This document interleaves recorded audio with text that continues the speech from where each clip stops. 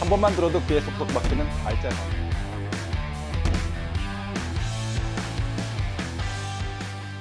지금 이 영상을 보고 계신 분들 중에서도 학교 폭력 때문에 고민하고 계신 분들이 있으실 거다. 학교 폭력, 변호사로서 어떻게 도와드릴 수 있을까라고 고민하다가 이 영상을 제작해 보기로 했습니다. 자, 학교 폭력 피해 제대로 이해하고 어떻게 예방하고 대처해 나가면 좋을지 이 영상 지금부터 알려드리도록 하겠습니다. 집중!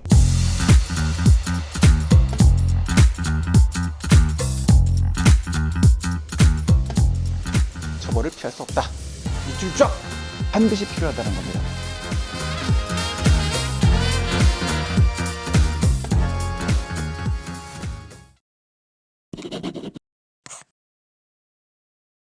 오늘의 핵심 내용입니다. 첫째, 정보 파악.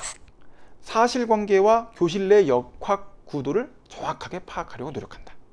두 번째, 협상 시에 또는 절차상에서 제시할 정보를 잘 수집한다. 그리고 세 번째, 대응 전략과 관련돼서 속성과외법을 잘 공부하되 가해자가 되지 마라. 그리고 네 번째, 상황이 심각하다면 변호사의 조력을 신중히 검토해봐라. 자세한 내용 하나씩 설명드려보도록 하겠습니다. 집중! 제1장, 구체적인 사실관계, 교실 내의 역학구도를 파악해라. 내가 피해 아이 엄마니까 주변 사람들이 내 말 동의해 줄 거라고 생각하시는 부분이 있다면 천만의 말씀입니다. 가해 학생의 입장이 다르고요, 피해 학생의 입장이 다릅니다. 그 중간에 관련되어 있는 학생들과 학부모 입장이 다 다릅니다. 그러다 보니까 반 내에서 아이들이 어떻게 뭉쳐서 놀고 서로 누가 친했었고 상황이 왜 이렇게 발생된 것인지 그 가해 학교 폭력 상황 그 자체에만 집중하시면 안 되고 전체적인 얼개를 확인하셔서 이 사안을 파악하셔야 된다라는 겁니다. 지속적인 괴롭힘을 이기지 못하고 혹시 그 가해 학생이 내 아이의 괴롭힘에 의해서 이와 같은 가해 행위로 나온 것은 아닌지, 맞고소 가능성은 남아있지 않은지까지도 확인을 해야 되는 겁니다. 그게 바로 구체적인 사실관계를 파악하는 노력이다 라고 말씀드릴 수 있습니다. 상당히 쉽지 않은 작업이다. 그러나 반드시 하셔야 될 작업이다. 두 번째, 최대한 증거 자료를 확보해라. 자, 이제 구체적으로 사실관계나 역학구도를 어느 정도 파악을 했다라고 하게 된다면 뒷받침 가능한 증거 자료들이 있어야 되겠죠. 피해자 입장에서는 신고가 되면 절차가 잘 진행될 것이다 라고 생각하시는 경우가 많습니다. 전담기구가 무조건 말만 듣고 신고만 있다고 해서 학생의 편, 피해 학생의 편에 설 수 있을 것이다 라고 보시면 안 됩니다. 전담기구를 상대로 해서 조사를 촉구하거나 압박하거나 하는 형태를 취하려면 증거자료가 충실해야 된다. 학교 현장에서 교실에서 이루어지는 내용들 관련해서 영상으로 담길 만큼 심각한 피해가 발생하는 경우들 이미 학생들이 다 학습을 했습니다. 직접적으로 등장하지 않는 경우들이 많아요. 카카오톡 대화 이런 것들도 텔레그램 이용합니다. 확실한 증거 수집을 위한 입증 기회를 마련하는 것이 더 좋을 수도 있다. 학생들 사이에서 발생되는 폭력적인 행위가 아닌 심미적인 대화를 통해서 이루어지는 왕따 행위 같은 것들은 증거 포착하기가 상당히 쉽지가 않은 문제가 있기 때문에 더 그렇습니다.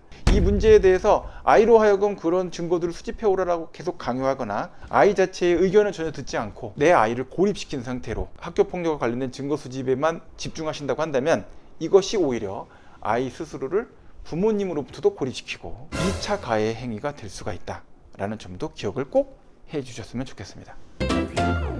제3장 법적 대응 등 피해자가 할 수 있는 대처 방법을 찾아라. 예방과 자율적인 해결이 가능한지를 꼭 확인해 보셔야 됩니다. 가해 학생의 행위 자체가 과도하고 사과할 의사가 전혀 없거나 해결을 하려고 하는 의지가 전혀 학부모로부터 전달되지 않는다. 그럴 경우에는 법적 대응 절차나 학교 폭력과 관련된 절차를 시작할 수밖에 없습니다. 자, 중한 사건으로 갔을 때 학폭위를 통해서 징계 처분이 내려지게 될 텐데요. 가해 학생에 대한 조치는 서면 사과, 학교 봉사, 특별교육, 전학, 퇴학 여러 가지 조치가 취해질 수 있겠죠. 최근에 발생되는 청소년 범죄를 보면 이게 과연 교육으로 해결될 수 있을까? 미성년자를 보호한다고 했을 때 그 피해자는 어떻게 도대체 해야 될까? 또 다른 대응 방법들을 고민해 볼 수밖에 없다라는 생각이 듭니다. 그러면 피해자 입장에서 할 수 있는 이 대응 방법은 뭐가 있을까요? 법적 대응은 크게 행정, 민사, 형사가 있습니다. 행정소송은 이제 학폭위 처분 자체가 나왔을 때 이거 너무 낮은 거 아니에요? 라고 이제 불복하는 소송을 의미하고요. 형사 고소한다라고 하는 것은 이제 사법기관, 수사기관의 수사를 통해 갖고 가해 학생을 형사처벌한다라고 보시면 됩니다. 민사상 손해배상 청구도 가능합니다.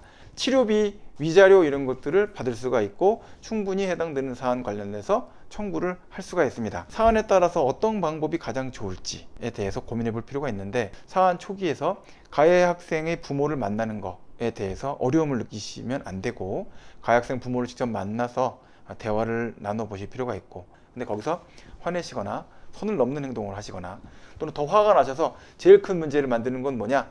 가해 학생을 쫓아가서 직접 훈계합니다. 이렇게 되면 어떤 문제가 되느냐? 영상 보고 계신 부모님이 아동학대로 입건되게 됩니다. 이렇게 되는 문제들은 피하셔야 된다. 반드시 기억하셔야 됩니다. 제4장 상황이 심각할 경우 변호사의 조력을 구해라. 뭐 애들 일인데 변호사 선임하는 게 맞냐? 가벼운 다툼 정도라면 그냥 좋게 해결하세요 라고 설명드립니다. 근데 사안이 심각하다. 아이가 너무나 고통스러워해서 이게 내가 틀린 게 아니다.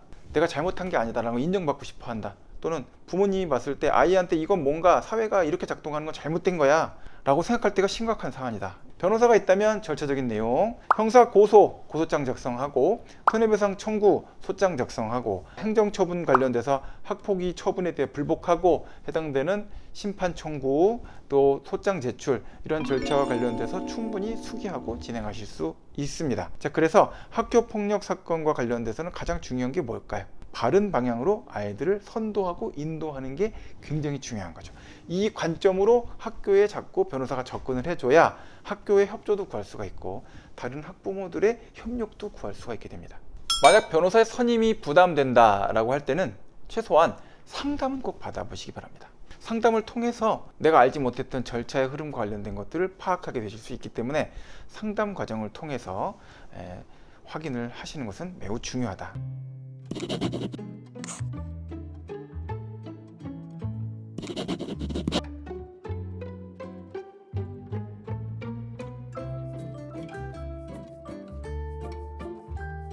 소중하게 기억돼야 될 학창 시절인데 학교 폭력에 시달리게 되면 이건 너무 좀 끔찍한 기억이 되겠죠. 또 우리 자녀에 대해서 관심을 갖고 생각을 더 해볼 필요가 있지 않은가. 속성과외법 다음 시간에도 요점만 쏙쏙 뽑아서 준비해서 돌아오도록 하겠습니다. 지금까지 형사법 전문 변호사 이승우였습니다.